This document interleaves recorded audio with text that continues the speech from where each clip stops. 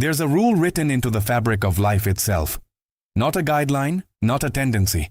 A hard physical constraint that every organism on Earth has operated within for over 500 million years. It governs how large a cell can grow, how much tissue a heart can supply with blood, how fast a nerve signal can travel across a body before it becomes useless. Biology has laws the same way physics does. And approximately 300 million years ago, a creature came closer to violating one of those laws than anything before or since.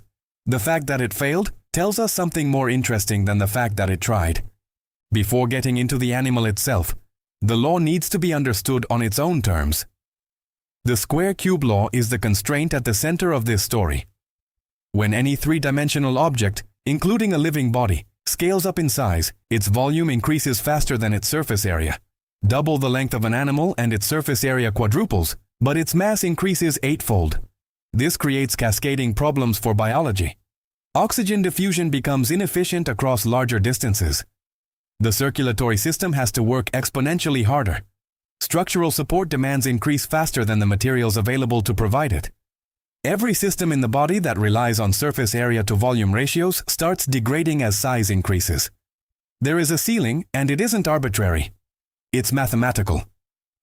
The animal in question is Arthropleura, a myriapod, a relative of modern centipedes and millipedes, that lived during the Carboniferous period. Fossils recovered primarily from Scotland and parts of North America show a creature that reached approximately 2.6 meters in length and potentially over 50 centimeters in width. For an invertebrate, those numbers are not just unusual. They are, by every modern biological standard, impossible. Nothing with an exoskeleton and a tracheal respiratory system should be able to reach that size and remain functional.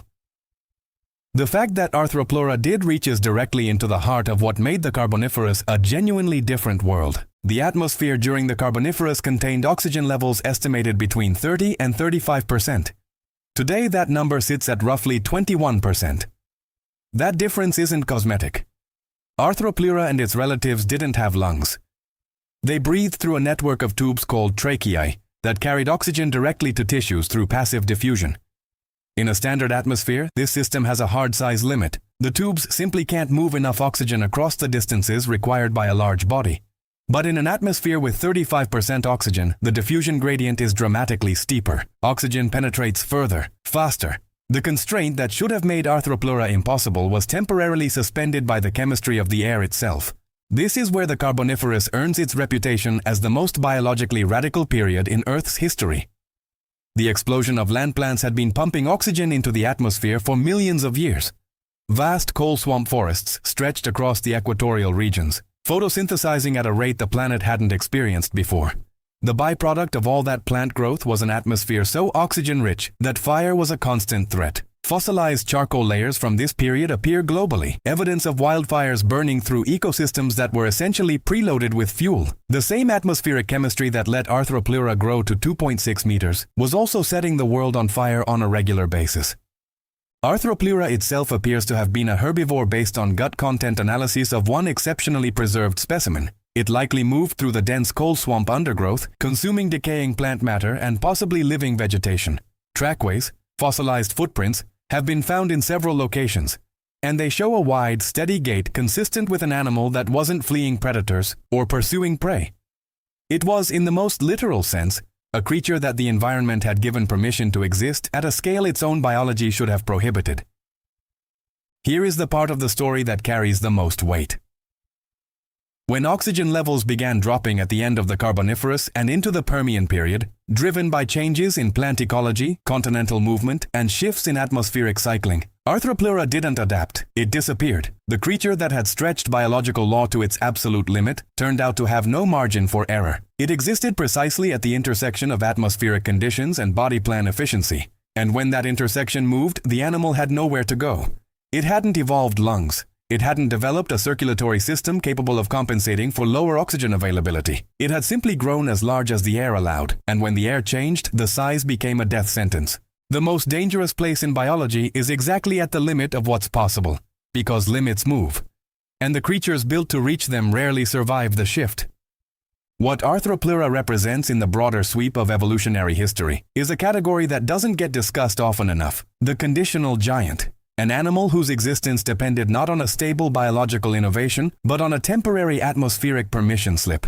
The Carboniferous produced several of these, giant dragonfly relatives like Meganeura with wingspans approaching 70 centimeters, enormous amphibians, and massive arachnid relatives, all operating under the same oxygen-elevated dispensation. When the dispensation ended, the giants went with it.